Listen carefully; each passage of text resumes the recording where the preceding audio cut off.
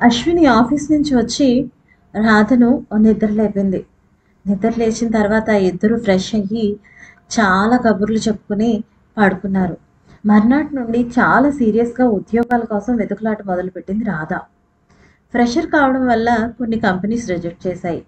అయినా పట్టు వదలకుండా ఇంటర్వ్యూ చేసే వాళ్ళని తన సమయస్ఫూర్తితో ఆకట్టుకుని ఒక కార్పొరేట్ కంపెనీలో ఉద్యోగం సంపాదించింది.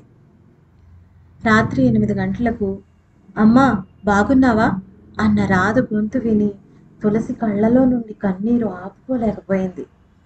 అయినా సర్దుకుని ఎలా ఉన్నావే రాధా అంది. అమ్మా నాకు తెలుసు, ఆ ట్యాప్ అర్జెంటుగా కట్టే, మీకు ఒక గుడ్ న్యూస్ చెప్పాలి అంది. లేదులే అని ఏదో నవ్వు మొహంలోకి తెచ్చుకుని చెప్పు అంది. నాకు మంచి ఉద్యోగం వచ్చిందో. అదిగో ఆ కృష్ణమ్మకు కూడా చెప్పు, లేదంటే మూతి ముడుచుకుంటుంది అంది రాధ.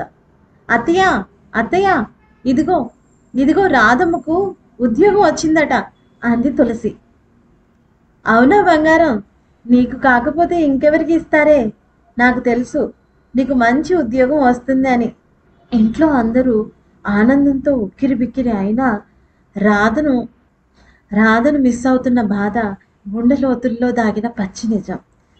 ఉద్యోగం సాఫీగా సాగిపోతుంది. అశ్విని ఇంకా రాధ చాలా దగ్గరయ్యారు. అన్ని విషయాలు ఒకరికొకరు షేర్ చేసుకుంటూ గడిచిపోయాయి రోజులు. మొదటి నెల శాలరీ రాగానే ఒక 1000 రూపాయలు పక్కకు పెట్టి మిగిలిన వాటితో ఇంట్లో వాళ్ళకి బట్టలు, నెల ఖర్చులకు తీసి మిగిలిన డబ్బులు నాన్నకు పంపింది రాధ. అశ్విని, రేపు సండే కదా, నువ్వు ఖాళీనేనా అంది. ఎందుకే, ఏమైనా పని ఉందా అంది అశ్విని. లేదు, మొదటి శాలరీ వచ్చింది కదా, కేపీహెచ్పి దగ్గరలో కృష్ణుడి గుడి ఉందని ఆఫీస్లో అంటుంటే విన్నాను. అక్కడ మొదటి శాలరీతో కొంత ఆయనకి ఇచ్చి కాసేపు కూర్చుని వద్దామని అంది రాధ. సరే, నువ్వు అనుకున్నాక వెళ్ళడమే అంది అశ్విని. రాధ పేరు వల్లనో మరి ఇంక ఎందువల్లనో గాని కృష్ణుడు అంటే వల్లమాలిన ప్రేమ. రాధాకృష్ణుల ప్రేమ అనంతమైనది, స్వచ్ఛమైనదిగా భావిస్తుంది తను. అనుకున్నట్టే మర్నాడు సండే కృష్ణుడి గుడి దగ్గరికి వెళ్ళి అక్కడ పాలరాతితో ఉన్న కృష్ణుడిని చూసి మైమరిచిపోయింది. పక్కనే గోశాల, చుట్టూ ఖాళీ ప్రదేశం, ఎత్తైన కొండపైన ఉంది ఆ గుడి. అక్కడి నుండి చూస్తుంటే సిటీ అంతా చాలా అద్భుతంగా కనిపిస్తుంది. అక్కడే కాసేపు గడిపి ఎప్పుడైనా చూడాలంటే ఇక్కడికి రావచ్చు అనుకుని ఇద్దరూ తిరిగి హాస్టల్కి వెళ్ళిపోయారు. రోజులు చాలా త్వరగా గడిచిపోతున్నాయి. రాధ హైదరాబాద్ వచ్చి అప్పుడే 1 ఇయర్ అయిపోయింది. మధ్యలో 1-2 సార్లు ఇంటికి వెళ్ళొచ్చింది. ఇంట్లో వాళ్ళకు కూడా అలవాటు అయింది రాధ దూరంగా ఉండడం. హే రాధా, ఎలా ఉన్నావే అని ఫోన్లో సృజన. హే సృజి, నువ్వెలా ఉన్నావు, ఏంటి సడన్గా గుర్తొచ్చాను అంది రాధ. సడన్గా ఏం లేదు, ఊరికే చాలా రోజులు అయింది కదా నీతో మాట్లాడి అంది సృజన. అది కాదులే, చెప్పు అసలు విషయం అంది Radha.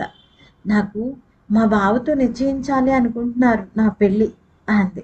Wow, many congratulations dear, so happy for you అంది రాధ. ఏం హ్యాపీనే, ఏం అర్థం కావడం లేదు, బావ ఒపీనియన్ ఏంటో తెలియడం లేదు అంది. అదేంటి అంది రాధ. ఏమో, ఒక్క ఫోన్ కాల్ కూడా లేదు అని. అలా ఏం ఉండదులే, నువ్వు అంతగా వర్రీ అవ్వకు, నీకంతా మంచి జరుగుతుంది అంది. సరేనే, నీకు ఈ విషయం చెప్పాలని కాల్ చేశాను అంది సృజన. సరే అయితే ఇక ఉంటాను అని పెట్టేసింది రాధ. ఒకరోజు రాధ వాట్సాప్కి ఉన్నట్టుండి హాయ్ అని ఒక తెలియని నంబర్ నుంచి మెసేజ్ వచ్చింది. కానీ రాధ చూసుకోలేదు. నెక్స్ట్ డే ఆ మెసేజ్ని చూసి తిరిగి హాయ్ అని రిప్లై ఇచ్చింది. అటువైపు నుండి రిప్లై లేదు. ఎవరో తెలిసిన వాళ్ళు అనుకుని ఊరుకుంది తను. 2 డేస్ తర్వాత హూ ఇస్ దిస్ అని మెసేజ్. రాధకు అర్థం కాలేదు. మీరు కదా నాకు మెసేజ్ చేసింది అని రిప్లై ఇచ్చింది. ఐ థింక్ రాంగ్ మెసేజ్ అన్నారు అటు నుండి. ఇట్స్ ఓకే అని ఊరుకుంది తను.